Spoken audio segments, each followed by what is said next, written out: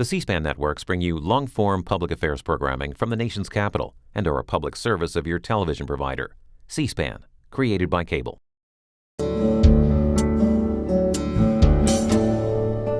This week on Q&A, Pulitzer Prize-winning author and historian Doris Kearns Goodwin discusses her latest historical narrative titled The Bully Pulpit.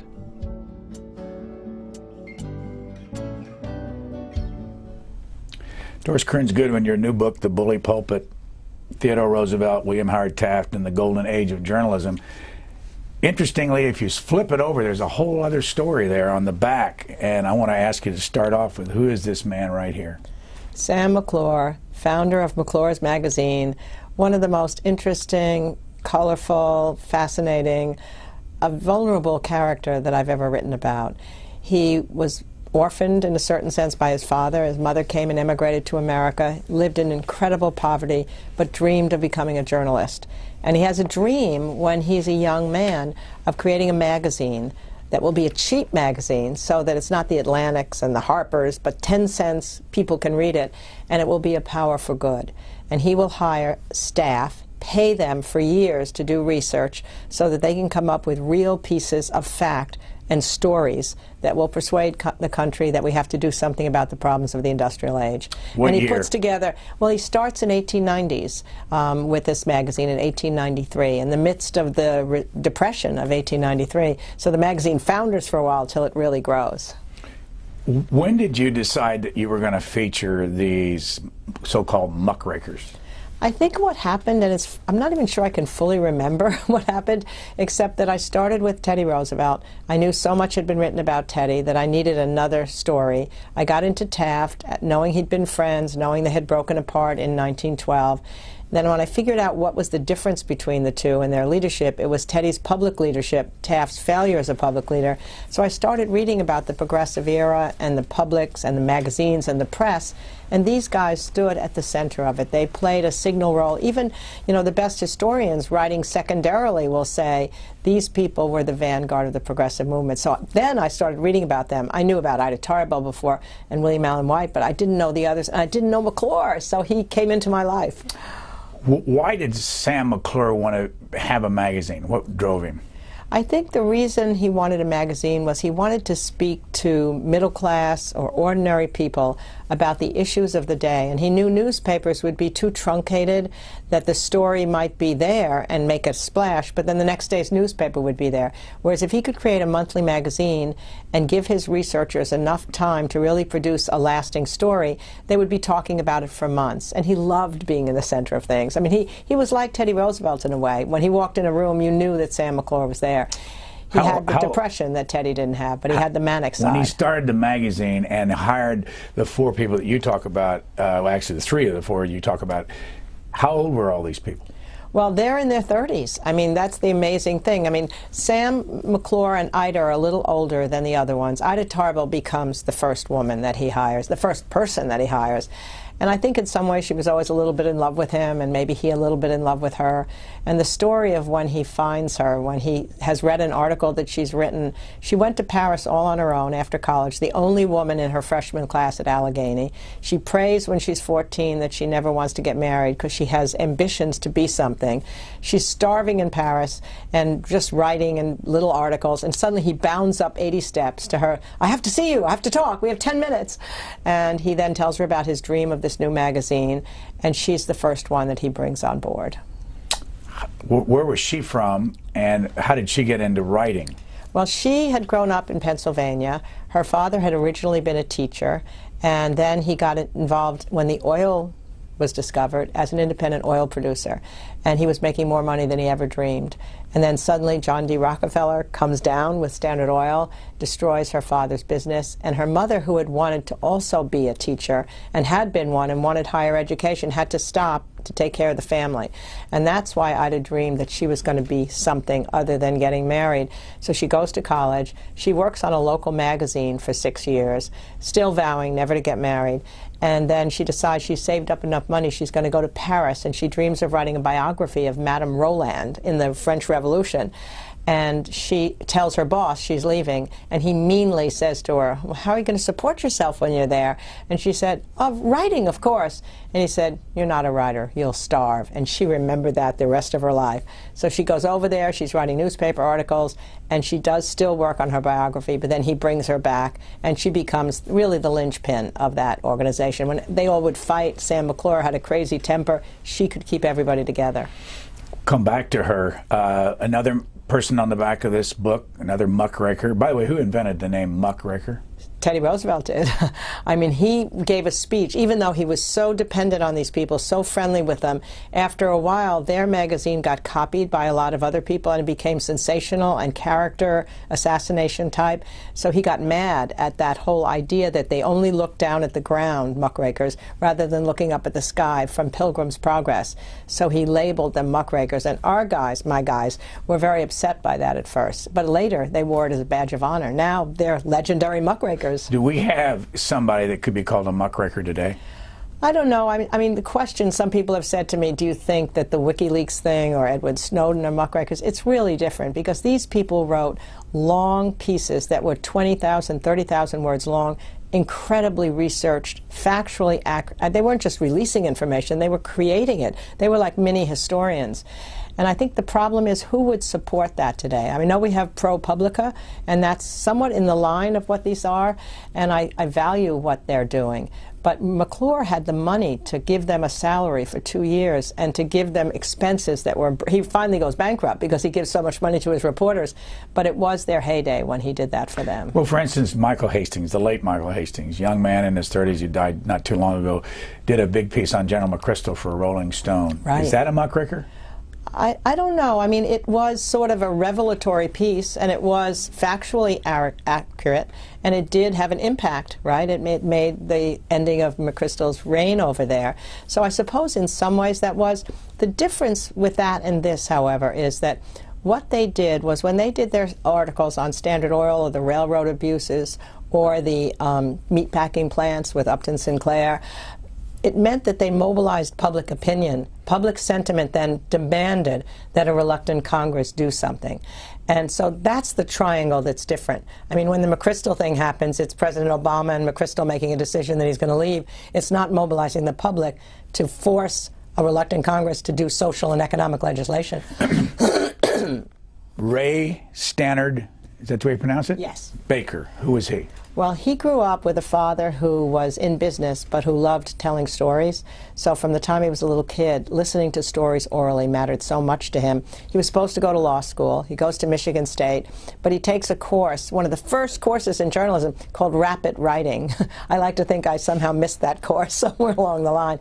And he became just enamored with the idea of journalism, started working for the Chicago Record, and got interested in the Pullman strike, a lot of the violent stuff that was going on in the 1890s. It was a really turbulent time.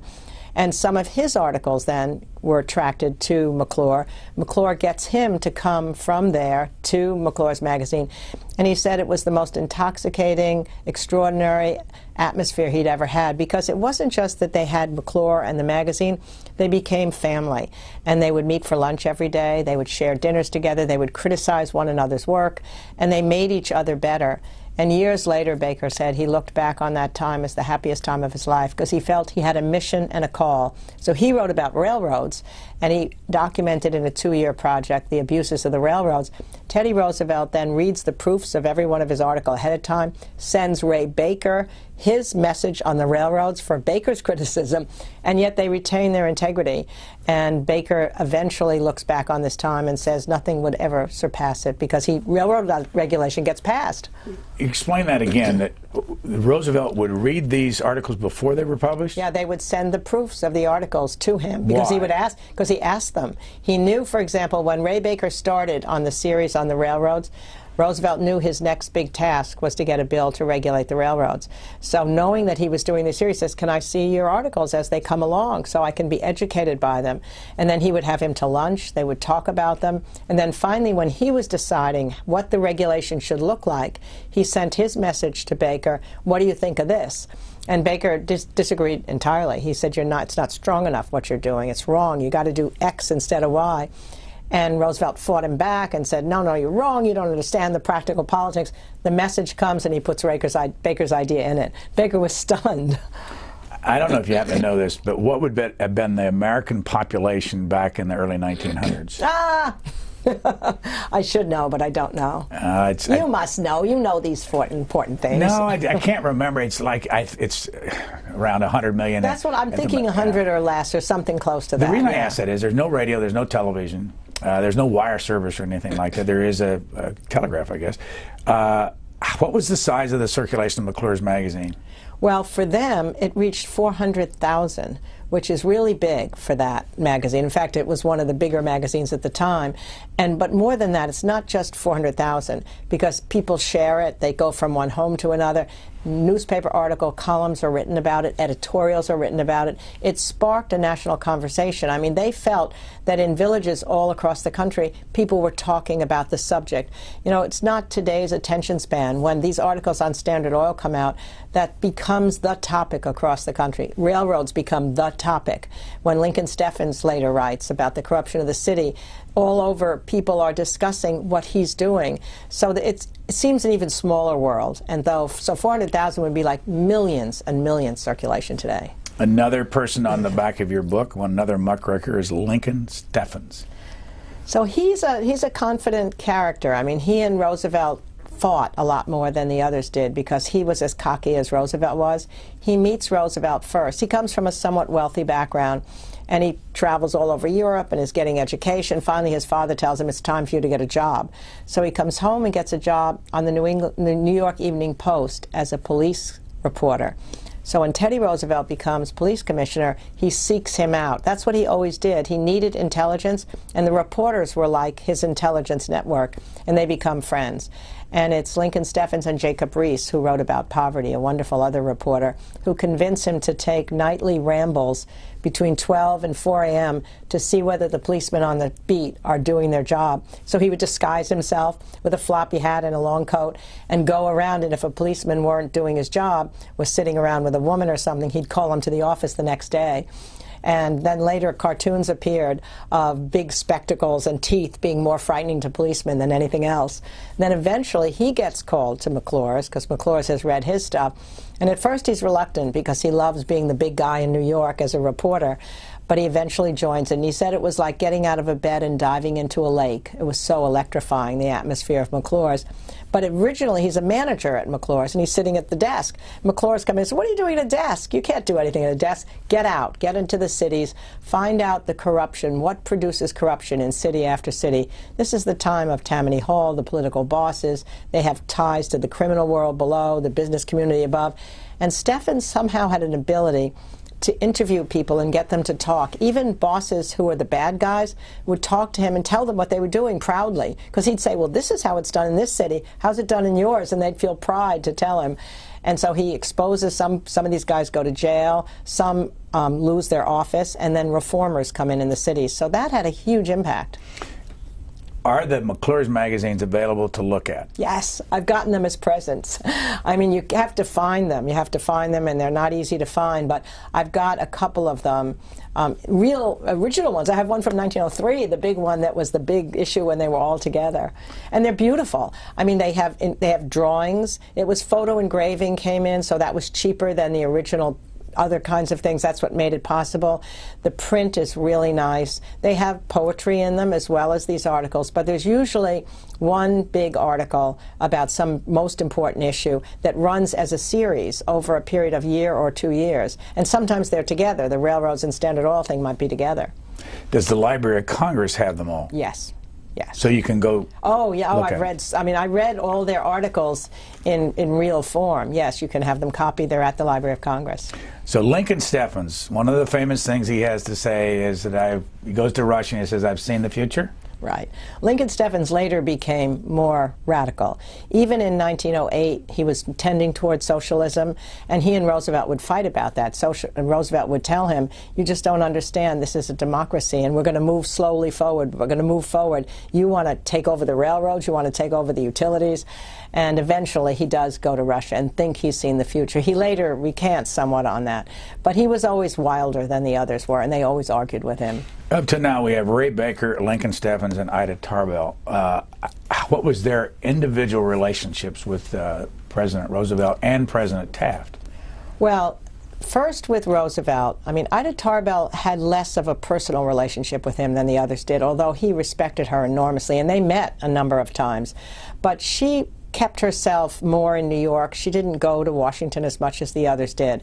Ray Baker probably saw him dozens of times in his life, went to Sagamore Hill, had lunch with him, had dinner with him, would stay over, would see him again the next day. And Lincoln Steffens had this long-time relationship from the days of the police commissioner, even though it was fraught with tension. At one point, he decided, Lincoln Steffens did, that he wanted to study the corruption of the federal government. And unaccountably, Roosevelt gives him a little piece of paper saying, you can do whatever you want. Yes, I want you to find it. Whatever it is, I'll take care of it. And he gives to Mr. Lincoln Steffens, I want everybody, whoever sees this letter, to tell him everything you know that's the truth. And then Lincoln Steffens roamed around. He actually couldn't get them to talk as much as he hoped they would. And he never did write The Corruption of the Federal Government. But he wrote Corruption of State Governments and City Governments. The last person on the back of your book, there are 5 total. We start out with Sam McClure in his magazine, is William Allen White of Emporia, Kansas. That's what's amazing. Here's William Allen White, a country editor in Emporia, Kansas, almost never left home. He loved home. And he was probably one of the most quoted journalists of his time. He wrote lots of short stories, lots of fiction, lots of books, and he wrote articles for McClure's. And he was the one who was probably closest to Theodore Roosevelt. They had met when William Allen White was a young man, and he was a conservative. He came, his father was a doctor in Kansas, the wealthiest guy in the town, and he hated the populists, and he wrote an argument against the populists. And then he meets Teddy, and Teddy's already begun to know that something has to be done about the problems of the poor. He said the problem of the age is distribution, not production anymore. And he changed William Allen White, who became almost like an accolade for Teddy. And even then, though, and he said, we walked around Washington the first time he met him, and we talked, and we talked, and we talked, and he sounded the trumpet of the new age that was to come. So he becomes a progressive, a real progressive, and he's actually active in party politics, like they used to be in the 19th century.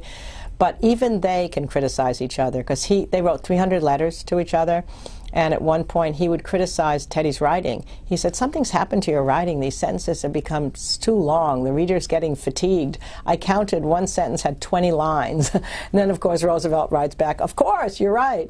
And Roosevelt was such a master at communicating that was unusual that he had done something like that, because he talked in simple language.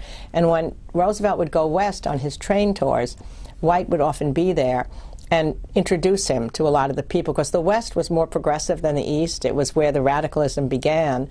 And so he introduced him to a lot of his friends and really helped to let Roosevelt be known in the West. Did McClure ever publish him? Oh, yes. Oh, yeah. He wrote tons of articles. I mean, he was based in Emporia, Kansas. Oh, yes, but he would write articles every couple of months. Oh, yeah. In fact, McClure loaned him money for his house. I mean, they were really like a family, absolutely. But did they all 4 of these characters, I mean, if he was in Emporia, he didn't have the kind of relationship the other 3 did. No, he would come on forays to New York, and he would meet with them and stay maybe for a couple of weeks. And they all stayed at his house in Emporia, Kansas, or they traveled together. They went on vacation together once to the Grand Canyon, Ida and McClure, not McClure, Ida and White. So they had lots of relationships, but he was more distant because he was in Kansas. He never, ever wanted to leave. And I remember Ida said that's what she loved about him, that he wasn't lured by the glamour of the big city. He just wanted to stay in this little town that he loved so much. How apocryphal is it that Theodore Roosevelt actually read a book a day? I think it's not apocryphal. How can you do that, though? Because he would read from the moment he awakened, at any moment. If he had time when he was getting dressed, or he's waiting for Edith to get dressed, at breakfast he'd be reading. In between appointments in the White House he'd be reading. At night he'd go back, and he said that books were essential to a leader because books were about human nature. And what a leader needs to know more than anything is the soul of human nature. And books, he said, are companions that once met are never lost. So whether it's a book a day or not, he certainly was always reading in between. Even when he's in the middle of a coal strike, the most formidable deadlock in the country's history at that time, he writes the Librarian of Congress. He said, I'm in the middle of this big thing. I need some books on Assyria or the early Mediterranean races. Then he writes him back later. He said, thank God for you. I read those. They had nothing whatever to do with what I was doing, and for that reason they were great. So that books, I think, because he'd been a little kid who had asthma, who was isolated as a child from active manic activities until he made his body, they became a real source of solace for him.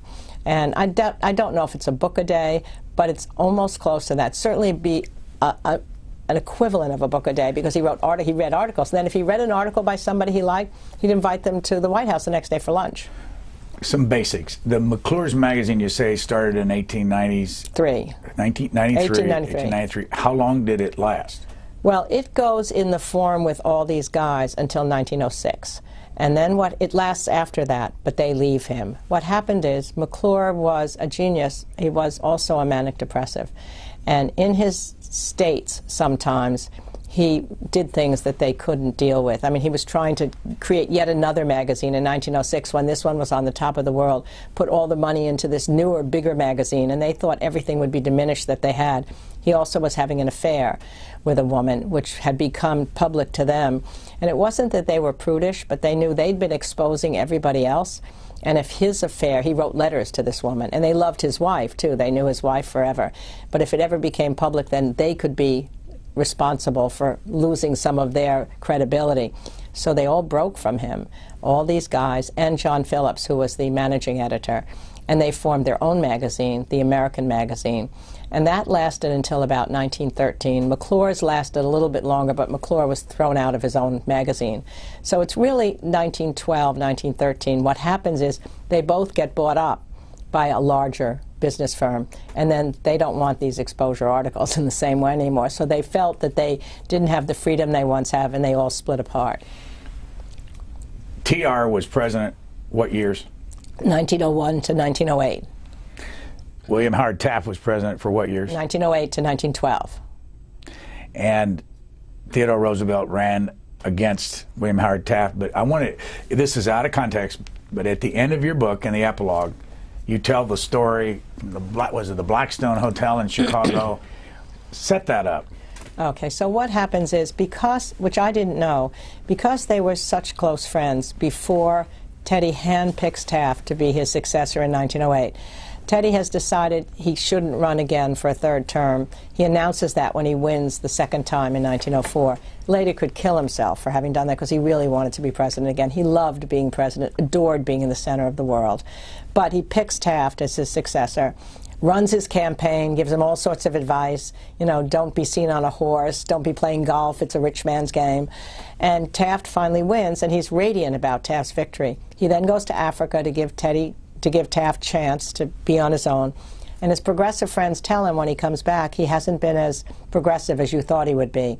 He's become part of the old guard, which isn't really true. He just had failed to deal with some of the issues, and he compromised them too much, and the progressives got angry with him. So Teddy decides anyway, eventually, to run against him in 1912. And it's heartbreaking for Taft. I mean, this is a friendship that's broken in addition to feeling betrayed, but Teddy feels betrayed by him. It's really ugly, the campaign. Teddy calls him a guinea pig. He calls him a puzzlewit, a fathead. Taft argues that Teddy will be a danger to the Republic. Of course, the die is cast when Teddy bolts the Republican Party, forms a third party, the Bull Moose Party, and then together they have 50% of the vote as both old Republican and new Bull Moose, but Woodrow Wilson wins. So it leaves a terrible strain on this friendship. And for several years afterward, they try, friends do, to bring Teddy and Taft together, but it's almost like an armed neutrality. Nothing works. Until Blackstone Hotel in 1918 in the spring, and Teddy Roosevelt's going to die not long thereafter. Taft comes to the Blackstone Hotel in Chicago. He's going up in the elevator, and the elevator operator says, well, Roosevelt is in the dining room sitting alone at a corner table. So Taft says, well, take me downstairs again. He goes downstairs, and there's 100 diners in the room, and thank God there's a reporter there as well. Goes over to Roosevelt, says, I'm so glad to see you. Roosevelt embraces him, Somehow it had all worked by that time. They sit down together, and the entire restaurant claps. That's an eruption of applause. Teddy then says, "Thank God we got together." Not too many months later, Teddy dies, an embolism in his sleep, and Taft goes to the private funeral and is crying more than anyone there and says to Teddy's sister, I would have mourned all my life if we hadn't become friends in the end. So I was looking for that ending. I didn't know I was going to find it. And the fact that there was a reporter there was just such incredible luck. Theodore Roosevelt, when he died, was only 60. Only 60. William Howard Taft, when he died, I believe, was 72.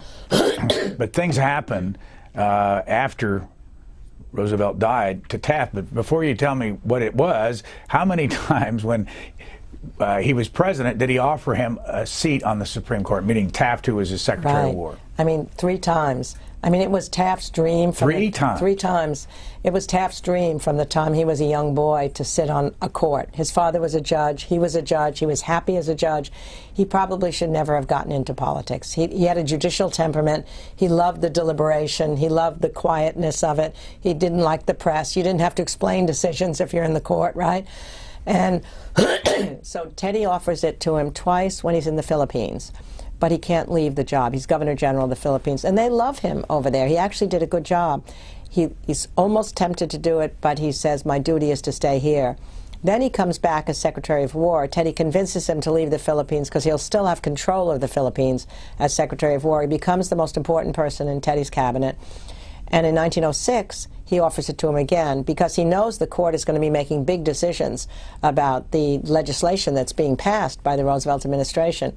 And Taft really is tempted that time, but even then he's being talked about as a potential presidential candidate. Even then, Teddy has already said, you really have to think about whether you want this path or you have a good likelihood of being president. Taft's brothers, his wife, the people closest to him really want him to be in that presidential track.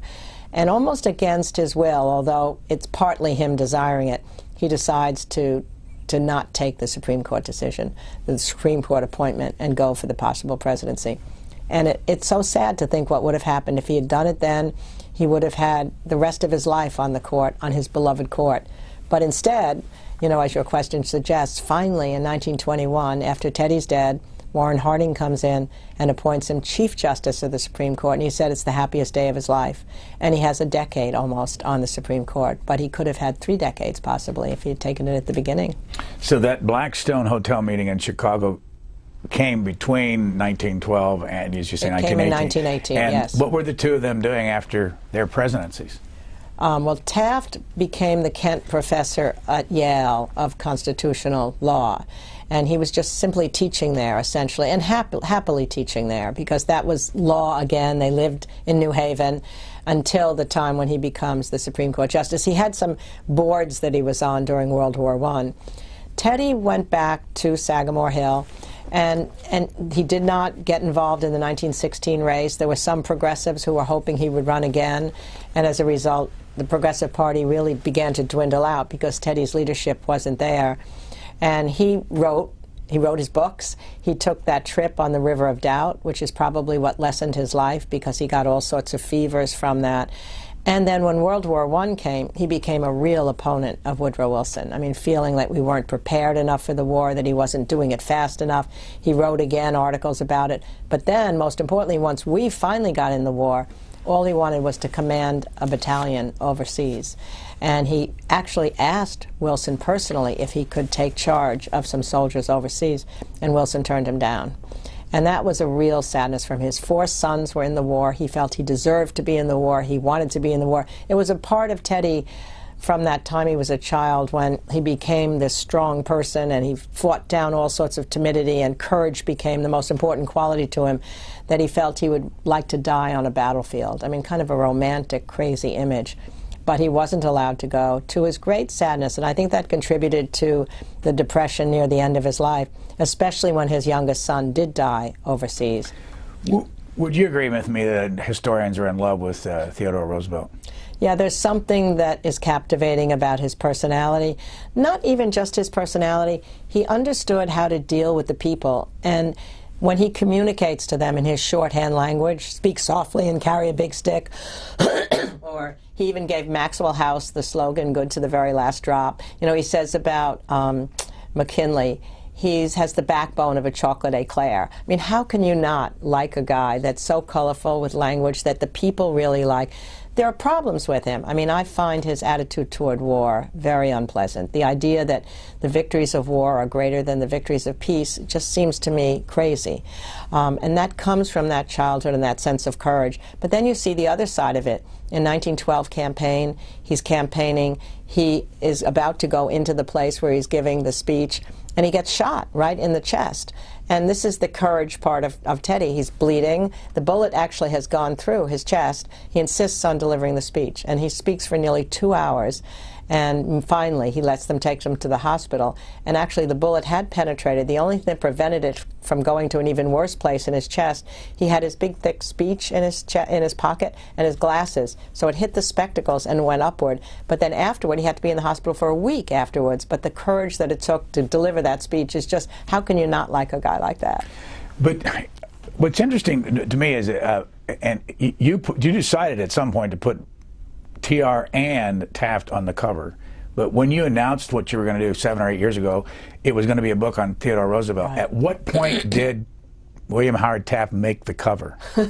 I think what happened is, it was the same with Lincoln. As I started reading the books about Teddy Roosevelt, there have been so many wonderful books recently written about him. I just didn't feel I could contribute enough to just write another biography about Teddy. There have really been some great studies about the Progressive era. It's my favorite era in history. My favorite historians have written about that era, and I just felt I have to have something a little different, like I needed Team of Rivals for Lincoln. So once I started thinking about Taft, I thought it would give me an insight into Teddy, just as Lincoln's cabinet gave me an insight into Lincoln. And then he just got bigger and bigger.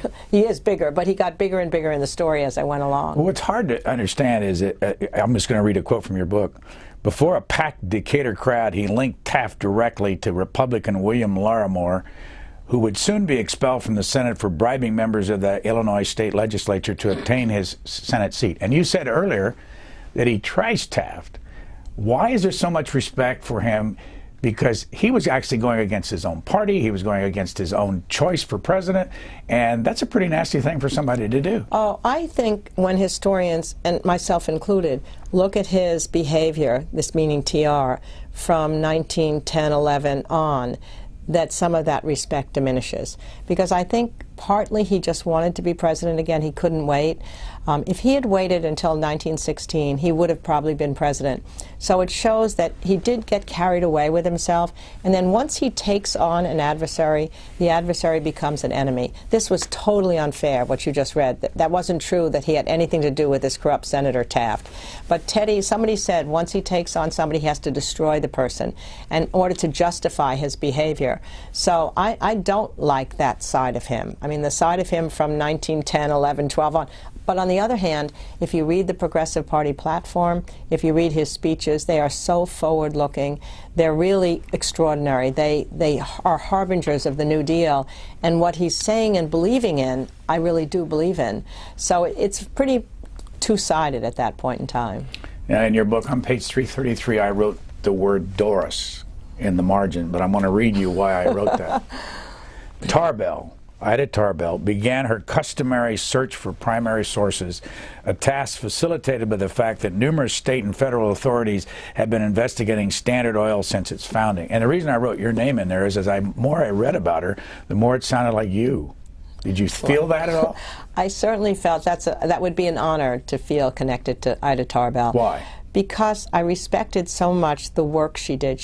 I think of myself as somebody, I mean, I think lots of other people might be more talented than I am. I think I can do two things. I can tell a story, which I think Ida Tarbell did, and I can do lots of research. And I love doing primary sources. I love going back to the letters, to the diaries, to the private journals. That's what she did. She felt she didn't want to just write a book, an analytic book about somebody. She wanted to get the stuff up. And so I felt connected. I mean, she's 6 feet tall. We don't look alike. She never got married. I have children. But I do feel a sense that she was ahead of her time, and I respect so much that decision she made, that she was willing to be lonely even in order to have those ambitions met. And boy, they were met. I mean, at the time, she was considered Joan of Arc as a crusader, the most famous journalist. They even had a play on Broadway called The Lion and the Mouse. The lion was J.D. Rockefeller, the mouse was Ida, and she somehow made him into a philanthropic good guy. And so she was, I mean, she was an important person at that time. And more than that, she's lasted. She also wrote about Lincoln. You know, I mean, she wrote one of the early, she went and interviewed the people who knew Lincoln in Lincoln's footsteps. And she's the one who once said, somebody asked her, why do so many people write about Lincoln?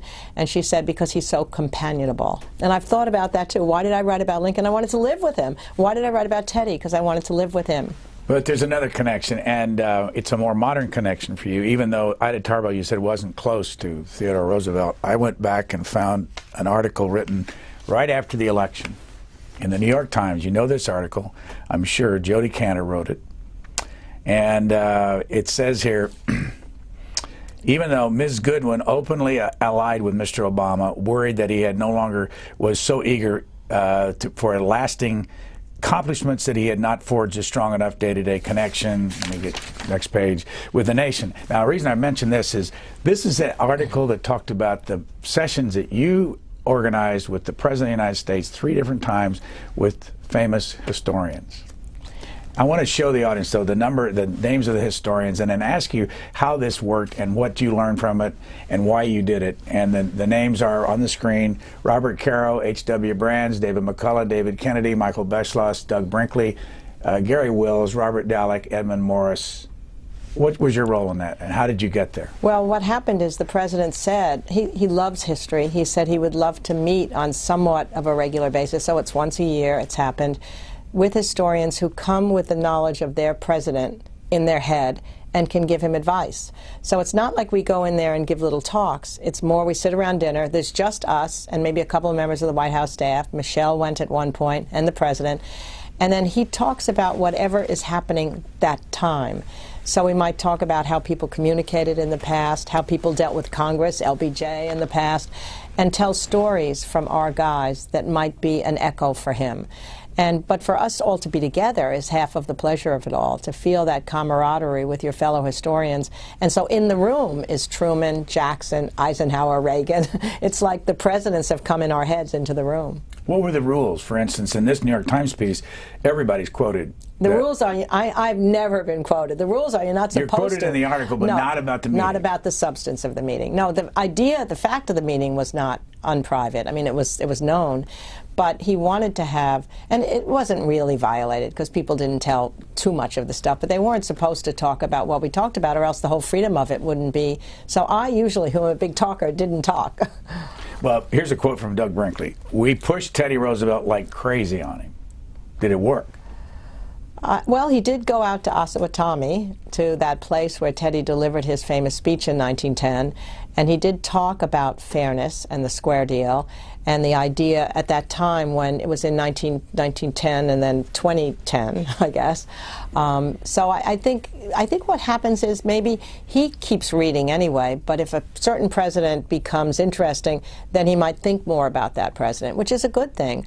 I mean, I think, the thing is that Lincoln would constantly go back to the Founding Fathers. When FDR was there, he was reading Lincoln. Teddy was reading Lincoln the whole time. I think it's very healthy for these presidents. Why should they have to become a president without learning from the history of the guys who went there before? So few of them have sat in that office. Reading their memoirs, reading biographies about them has to be a helpful thing, or else our whole profession doesn't mean anything. Well, explain this, because you've been involved with presidents forever, starting with Lyndon Johnson. Within a few months, Jody Cantor writes, Ms. Goodwin was helping the president's speechwriters draft an address delivered last December and billed as the intellectual foundation for his second term that was also a start-to-finish tribute to Roosevelt. How much of that have you done with this president? Not that much. I mean, I got to know the young speechwriters. I thought they were great. And every now and then they would talk to me about what he was thinking of talking about, and I might send them some historical anecdotes. I mean, if I'd been younger, I think I would have loved to be down there, maybe even being a part of the administration more.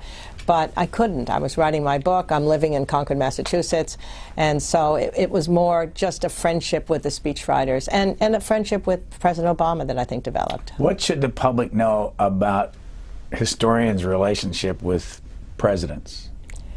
Well, you know, the interesting thing is I'm not sure I'd feel able to write about a current president because I like the distance that the time. The only one I ever wrote about that I knew was Lyndon Johnson, and that presented all these turbulent problems because I knew the guy, and then how much of what he told me could I talk about? I certainly couldn't have done it until after he died. But ever since that, even though I'm so grateful to my relationship with LBJ, it started everything. I mean, I wouldn't have been a presidential historian without that incredibly wonderful character. Nonetheless, I feel more comfortable not trading on what I know from the people now and rather writing from the treasures and the diaries back 100 years ago. I don't think I could write about a current president. David Kennedy, who is a historian from Stanford's in this piece, had said it was almost as if he was writing his own history book about himself. Well, I think he thinks about that. You know, I think these presidents inevitably do now, even more than before. As soon as they get in office, it seems people are talking about where is he going to rank, how's he going to fit, where is he going to, and they start thinking that way. And he especially has a sense of himself from the outside in. So I think that's partly true. David Kennedy was here right before the election. I want to show you something he said and get your take on this. Sure. I have been very supportive of the Barack Obama campaign, and I think he's a very interesting political figure. Why? Well, not least of all for the quite simple reason that he's black. That's not the only reason that I think he's interesting, but I do think that his candidacy, should it be successful, it would, if he becomes President of the United States, it seems to me that will make a powerful statement to ourselves and to the world. What do you think of that? I think no matter what else that President Obama does, that will be probably the first line in the memory of him. It was a big deal to have the first African-American president of the United States, and to have it be such a buoyant election. I mean, if only we could go back to those moments of emotion that people felt on all sides, that somehow America had come truer to its own promise of self by electing him president. I mean, there were people who were jumping around in the streets feeling like we'd turned a corner. After he becomes president, after a while, he's Barack Obama, you know, and he's a Democrat and others are Republicans, and the Tea Party people are feeling one way or another about him. And that moment is not remembered in a sense. But I think David Kennedy was right in predicting that that would be a big moment, and I still think it is. What would you tell the president right now if he had you in the Oval Office? I think I'd tell him that even if the Bully Pulpit is diminished today in its power. I mean, Teddy Roosevelt defines it as the national platform the president has to educate public sentiment and mobilize the public to move the Congress in ways it doesn't want to go. Congress is obviously stuck. He can't get them to work. Whether he could have done more LBJ stuff and had them over, have them sleeping in the White House, I don't know. I wish he had done more of it, because I think it doesn't ever hurt to have them over and really use the White House as a tool for persuasion. But right now it just seems stuck, and the only chance is to mobilize the public to pressure from the outside in. I don't know whether it can be done anymore, because when he gave a speech, Roosevelt did, it would be put in full in the newspaper, and it would be the way he wanted it to be reported. When FDR is on the radio, 80% of the people are listening to him. Saul Bellow said you could walk down the street on a hot Chicago night, not miss a word of what he was saying. Even in the early days of television, when up to Reagan, for JFK up to Reagan, they give a speech, 3 networks report it. Now what happens? You watch your own cable network, you only see maybe an excerpt of the speech, the pundits are tearing it down before you begin, our attention span is limited, and I'm not sure that we are focused, and then new breaking news comes in. I mean, I think about the gun control thing. There was a case where as soon as Barack Obama won the second term, he announced he was going to put everything he had into getting these background checks, a pretty moderate gun control provision. And he said that he was going to go to the public. He did go to the public. He had all those meetings with the people who'd been hurt in that terrible incident, and still it didn't get through the Congress. Why? Partly because of the power of the special interests of the NRA, but also because our attention goes to something else. The next thing you know, there's another breaking news. And I don't know whether we have the sustained ability as a public to marshal public sentiment to push in at Congress that we had during this person's time. It'll never go back to what it was. So what does that mean for future presidents? They're going to have to figure it out still. In a democracy, the only way that you're going to get the will of the people is to educate them, talk simply to them, make them understand what it is you want them to do, and have them active once again. I've got to believe somehow. I guess the reason why I wanted to live in this era of the progressive era, these last 7 years, is because it was a time when the public cared about public issues. And when not just the reporters, but you had churches, settlement house workers, the desire for social justice was spread among the public. You know, FDR later said that some generations have a rendezvous with destiny, that some generations are meant to really have public life at the center of their private life. The New Deal was one of those times in World War II, the progressive era, obviously the Civil War, and I guess the 60s too. So I still think, even though it may not look how we're going to come out of this now, another generation will come, just as the McClure people were hoping at the end. Let another generation of journalists come that have that same desire to be part of the public dialogue. So much of journalism's entertainment today. There are really great journalists in places that may not have the resources to do what my guys were able to do. But we come back from these things. I still remember FDR's great MAP speech in 1942, where he warned the country after the battles in the Pacific were going badly, Pearl Harbor had happened. There will be valleys before we get through, but I trust this country. We will come through this, he said. And I guess I still do too. I mean, we've seen, I'm sure if you lived in the 20s, you wouldn't have felt that it was going to be exciting to be in the New Deal. Lincoln, as a young man, was worried that his generation had no challenges to face, right? That the founding fathers had done everything. Then comes the anti-slavery and becomes the Civil War and Lincoln. So it doesn't look now like we can imagine another period where the public's really mobilized. We're bringing pressure. We have congressmen who are excited to do what they're doing. They're doing what they should to bring us closer to our ancient ideals. But somehow it'll happen. Maybe the next generation, not mine. Did you see Adam Clymer's piece in the New York Times about John F. Kennedy? Just recently? Yes, November the 11th. Tell me. No, tell me. Yesterday. I want to read you. The whole point of his piece was that there's a tremendous change in the attitude historians have about John F. Kennedy, and that high school kids are reading a lot of books that are saying completely different things than when you wrote your book. Right. And I'll read what Adam Clymer says here. The first and for many the last in-depth lesson that American students learn about the 35th president comes from high school textbooks, and on the eve of the anniversary of his assassination 50 years ago, a review of more than 24 written since then shows that the portrayal of him has fallen sharply over the years. Do you see that? Yes, I suspect there's a reason for that, only in the sense that at the time when he was killed, there was such a romantic image because of the pictures, because of youth, because of his projection of politics as an honorable vocation, getting young people excited to go in the Peace Corps.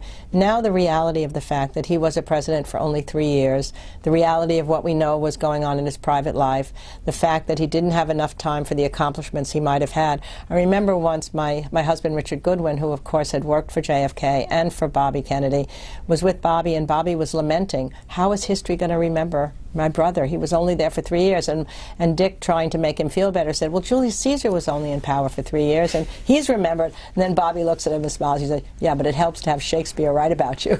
So I think he'll still be remembered in the popular image. When you look at those pictures, he'll be forever young. There was good that he did, the way he handled the Cuban Missile Crisis, and the peace at the end when he made the American University speech, and making young people want to be in part of the Peace Corps and poverty programs. But that wasn't enough time to make him an historic president, the way the popular opinion might have him up there with George Washington and Lincoln. That won't happen. Well, tie this together, though, with what you've done with William Howard Taft. If you go to Arlington National Cemetery, as you know, lots of people are standing at the eternal flame in the John F. Kennedy grave. You walk just a little bit over to the west, and there is the monument to William Howard Taft. You never see anybody there. This man was president for 4 years and Chief Justice for 9, and the other one, man, although martyred, he was only president for 1,000 days. What is it about the two? Well, clearly one made its way into history, JFK did, and especially those of us who are still living today, in a way that William Howard Taft didn't. You know, my only small hope about giving him a decent space in this book is that he was an honorable man. He was much more than we thought he was, not just a fat guy who happened to lose the election in 1912, but a guy who believed in the power of government, was much like Teddy Roosevelt in his earlier days as a progressive. And if there's any value in writing about a person, my whole hope is you retell their stories and another generation will see them as live human beings. It may not mean they're going to go trooping to his monument, although, you know, one of the things I was proudest of in the Lincoln book was Lincoln didn't need me or anybody else to make people feel about him, but I really cared about William Henry Seward in the Lincoln book and thought he was an extraordinary figure. And when I found out that tons more people were going to the Seward House in Auburn, New York, I thought, yes, now maybe that'll be the ultimate monument if I suddenly see a group of people at William Howard Taft's monument. I got on your website, I counted 41 events that you're involved in from the beginning of November until next year, but you had 26 events during this book tour. Why are you doing this after all these years? You know, because I like it, and because I've been hibernating for the last 8 months especially. The book was so overdue that I couldn't even do television. I just had to stay home. I couldn't take a vacation this summer. I didn't even go to as many Red Sox games as I normally would, but I was there for the championship. But after you've spent so much time writing it, to be able to talk to people about it and meet the people who've read the other books that I've written, there are history, well, you know, there are these people who love history. And when you can go somewhere and people tell you, I've loved history my whole life, or I've just recently come to history, and I can talk to them about my love of history, you feel like you might have an impact on them. And I do enjoy it, but I also say maybe on December 14th when it's over, I will be having a nice glass of wine at home and saying, yay, I'm home. How many books did you sell with the Lincoln book? I think in the end it was almost 2.5 million copies altogether, from hardback to paperback. I mean, but it had 3 lives. I mean, it came out well and did really well. And then President Obama put Hillary into the cabinet, and Team of Rivals became a story, and then he said he would take it to a desert island, and then the movie Lincoln came out. So I know that's like lightning hitting. That's not going to happen again. But it's it's Lincoln, and it's Lincoln. I mean, there are people who are out there, as you know so well, who will buy anything about Lincoln. 14,000 books written about him, and many of them having readers. Let me ask you about that tough period in your life 10 years ago when you were accused of plagiarism. I don't want to go through that so much as I want to ask you if you and your husband ever sit around and say, I can't believe we got through this so well. And if you do, how did you do it? Well, I think the most important thing was to understand that what I had done was not to fail to credit the authors, but I knew I hadn't been careful enough in where the quote marks were inside the book. So the hardest thing was the use of that word, because I didn't feel like that was what had happened to me, because I love giving credit. I have these huge notes always in these books. But I remember saying to my husband at times, you know, is this going to be okay? Is this going to be okay? And he said, it's going to be okay. I acknowledged the error at the time. I wrote about how it happened. And it did turn out to be okay. And you just make sure that you learn from that. All the attention I put into research and making sure that my primary sources are right, I now make sure that every single quote is right and the right quote marks from the right place. And so I got through it. And, you know, I think withstanding adversity is a quality that all my guys have always had to do, whether it was in a much larger scale, FDR having to get through polio, Lincoln's whole life, Teddy Roosevelt losing his wife and mother on the same day, or people having career problems that they faced. And you get through it, and Ernest Hemingway say, everyone is broken by life, but some people are stronger in the broken places. So I'd like to believe that that was the hardest thing I've ever faced in my career, because I value so much the crediting of other authors, and I valued my reputation. But it turned out okay. Do you ever get much static about it anymore? Hardly ever. In fact, this is the first time I've been asked about it on this whole tour now. So it's a good thing, and I don't mind talking about it, because I know I've made my peace with it, and I know I'm fine with it. Let me read to you from page 417 in your book, because it just seemed like that not much has changed in 100 years. Lincoln Steffens, one of your muckrakers, called on Roosevelt at the White House to suggest that the issue could be lanced if he were to return all corporate contributions and look instead to small donations from the general public to fund his campaign. An informed public of small contributors would make the millions feel that it was their government, as it is, and that you and your administration were beholden to the many, not to the few. A little bit more here. Such a change, Steffens believed, would herald a new era in election politics. If we must have campaign contributions, this is the way to raise them, he concluded. if you were to start this method now, you really would begin a tremendous reform, and that was in 1900 or 1901. 1904. Okay. What did TR say back to him? Well, at that time, I mean, I think he understood what Steffens was saying and would have gladly done that, but he never felt that by accepting campaign contributions then that he was beholden to anybody. He just said, I can take them, but I'm beholden. But on the other hand, he had a law passed not long after this that forbade corporations from contributing money to campaigns. That's what was overturned in Citizens United. So that's where we've come. I mean, I still think right now, if we think about what we need to do for the future, nothing's probably more important than a constitutional amendment to figure out what to do about campaign finance. We cannot have these public figures spending so much time raising money. We cannot have those special interests having that immense power they have. And you think about why it's no fun to be a public leader anymore. Nobody likes to raise money all the time, and yet that's what they're doing all the time. I don't know whether we can get public financing. All these campaign finance laws haven't worked. The public financing has worked. We got to do something about it. It's the poison in the system. I'm absolutely convinced. When Ida Tarbell wrote about John J. Rockefeller, how many either words did she write about him, how many articles did she write about him, and over what period of time? Well, she wrote a series of articles over 2 years, so there was probably 12, and then she wrote some about his character, so it probably went on for 2.5 years, and it became a running story, and then eventually the articles would be collected into a book together, so it had that double whammy when it came out. But it was a large part of her writing life. She later took on tariff reform. That became another big one. But those were the two big ones that she wrote about. So what was the story about her talking to, Rockefeller didn't talk to her, but she talked to a top executive. Yeah. And what was that about? Well, Mark Twain somehow got involved in this thing, and he was a friend with this other guy who was in Standard Oil, and they somehow persuaded him that it would be good. He had confidence in himself, this guy who was in Standard Oil, that he could tell Ida the good things about Standard Oil. She ended up liking him very much, but they had to meet serendipitously. Well, that's not the right word. What's the word? Yes, serendipitously? One of the words. They met, secretly. Let's say they met secretly. She would come in one door and they'd come out another. And so she would tell him what she was finding. He would then rebut it, and she would listen to him.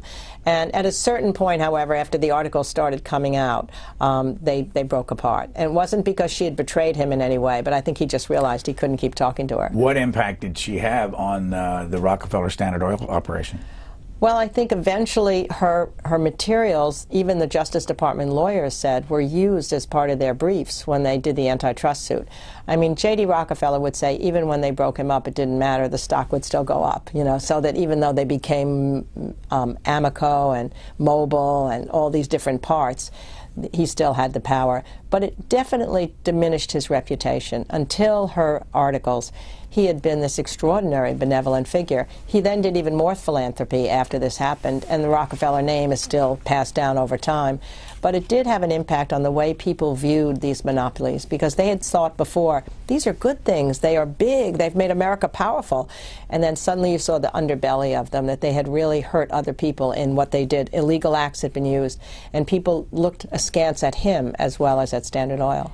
Well, this is book number 6. What is book number 7 going to be? Well, I've lived with all my guys now for my whole life, so that means Lyndon Johnson and FDR and Eleanor and Lincoln and Teddy and Taft. I think I'm going to write about leadership, but telling stories about it from just the people I've lived with, because there are universal traits that they all share, that you can see when you study them, universal weaknesses that some of them have. And if I can just live with them again without having to do 10 years of research, but think about them, what made them leaders, and use the stories that I have to illustrate it, hopefully that might just take a couple years instead of 10. 930 pages. But it's only 700 in writing. I mean, the rest is the index and the notes. But you say in a period where we've got this short attention span, why do you think somebody's going to read 930 pages? Well, you know what? I think people like to sometimes relax and replenish their energies and take a long book with them somewhere. Somehow that still happens, even in this distracted age. And I'd like to think that maybe if it's fatter, it looks like it's even more worthwhile if you're taking one book with you. You don't have to take 2, you'll have only 1. Who knows? Our guest has been Doris Kearns Goodwin, and this book is called The Bully Pulpit, Theodore Roosevelt, William Howard Taft, and the Golden Age of Journalism. Thank you very much for joining me. Oh, thank you so much.